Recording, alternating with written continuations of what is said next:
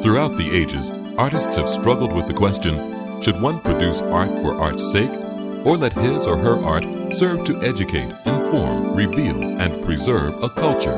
All art has political aspects. This short video will introduce 4 artists who use their art to educate, inform, reveal, and preserve a culture. We will introduce you to Andrew Turner, a native of Chester, Pennsylvania, noted for painting the vibrant life of the African American community. Next, we will introduce you to Selma Hortense Burke, who lived and worked through the Harlem Renaissance period of 1910 through 1929, the period of great creativity in the Harlem Renaissance in New York City. Her awareness and valuing of her African roots went back to her childhood. She continued to sculpt into her early 90s. We will introduce you to the most renowned African American painter of the 19th century, Henry Ossawa Tanner. Tanner is known internationally, and his artwork is displayed in the Philadelphia Museum of Art. Our last artist is the only living artist portrayed in this video, Sam Byrd.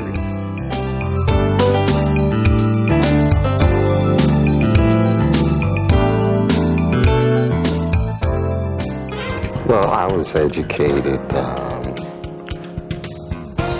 in public school, the primary grades, under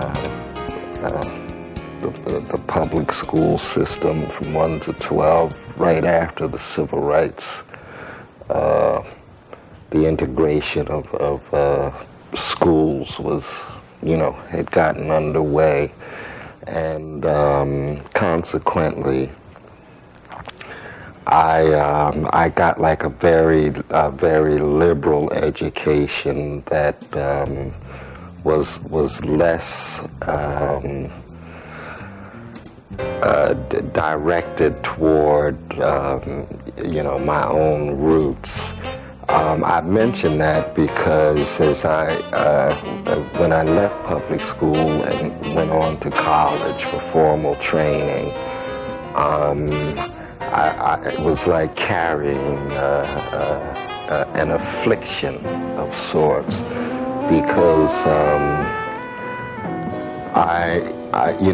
there was really no legacy for me to carry on, no expectation for me to live up to with regard to the arts.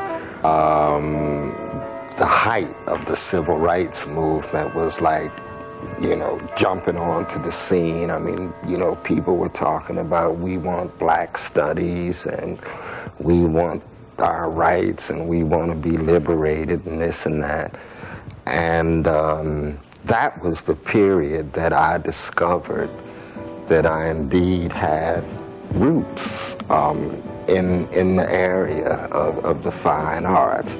I mean, at first it blew me away, because I said, wow, I have to keep up with some bad boys and girls that had done it before me. But it also helped me. It helped me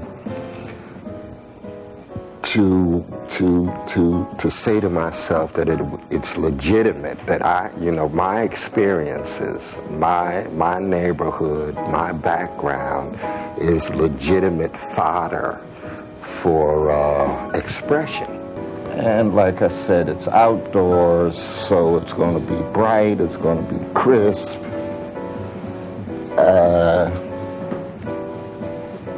Street scene. So why don't I just get some folks in here. Different sizes, different shapes. It's the way we come. All different kinds of folks. All different kinds of attitudes and positions. We'll put some clothes on them. Maybe that'll suggest something.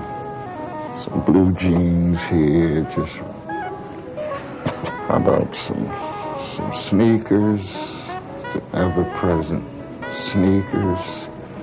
They're not the new stereo kind like we see today, the $200 kind, but you can see their sneakers. Seems like people identify, the kids anyway, as much with their hat as adults do with their cars. You know, it's like an expression of who I am. He's not the top dog, he's just a dog. And then, to make sure the doo-wah is complete, I think I'll sign it over here.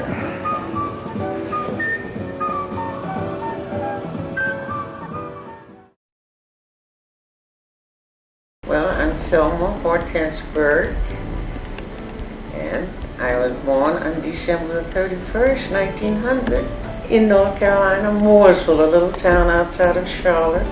I went to school in Mooresville to the 8th grade, and then at that time there was no high school in Mooresville, and so but there was later State Normal and Industrial School in Winston-Salem, which was founded by Dr. S.G. Adkins and a friend of my grandfather's, and so I went there to high school, and I graduated from high school in Winston-Salem in 1921, I think it was, I'm not sure, and then I went on to St. Agnes Hospital for training as a nurse because my mother was interested in children having professions, and she was not enchanted with the idea of me becoming an artist because she had some preconcepts of artists and their way of life, and so she preferred me to have a trade or a profession, as she called it.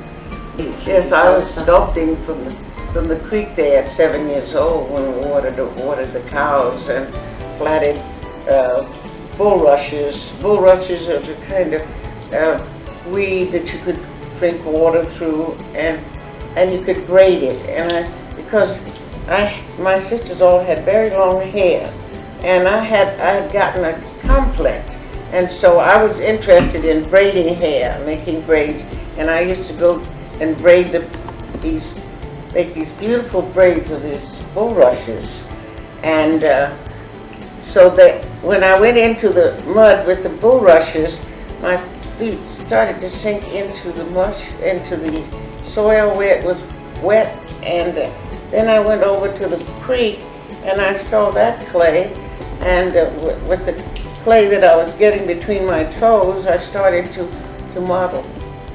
And from then on, I modeled in clay, and my father made me aware of the skill of the Africans, and I've always had a great desire to know everything about my background, and especially about Africa. And so that basically is how I really got started knowing anything about sculpture, by doing something that had shape and form and hair, and the braiding of the bulrushes to wrap the hair around.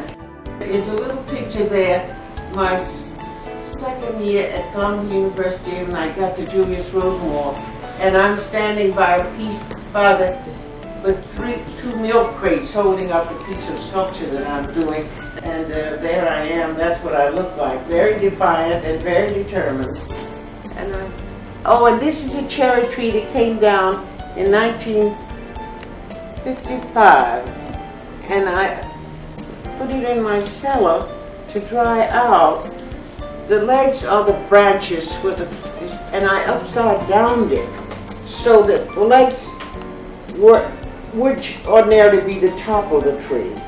But that I upside downed it so that I could have room to get the body at the top. And so that was done in 1957. And I think these are things that I was concerned about, was to come to my own people with some message through sculpture. And because that's what I've been carrying, that's the message that I've been carrying, and I wanted to carry something to my people.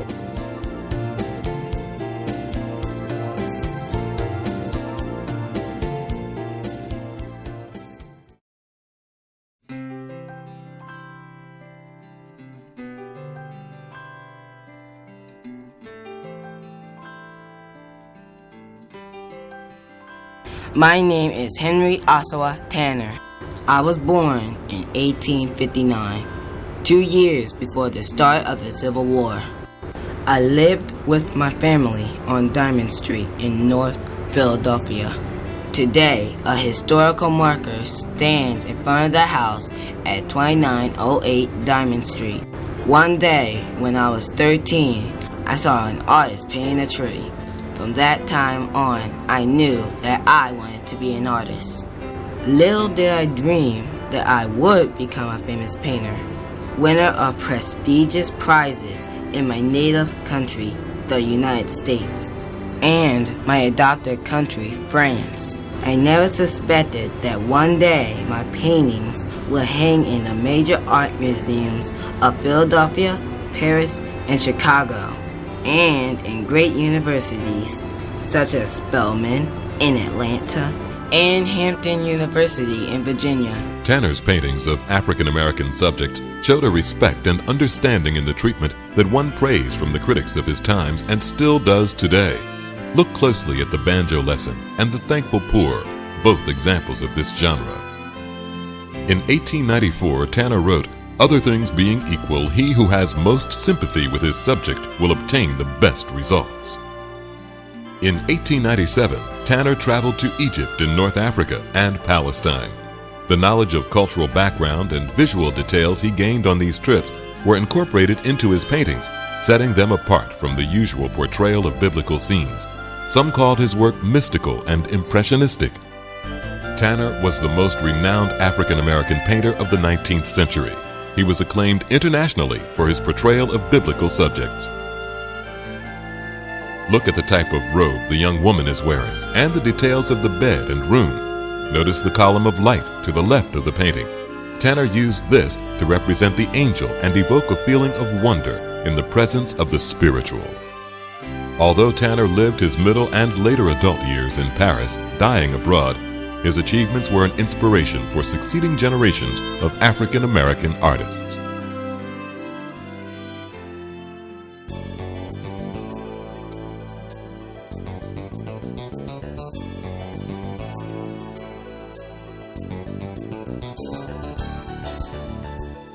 Hello, my name is Samuel Byrd, Philadelphia artist. I decided to become an artist when I was at a very young age, when I was in kindergarten. I was inspired by when the teacher said, let's paint some flowers. Everybody would paint stick flowers and things of that nature. I would elaborate on it. And that's when I first started.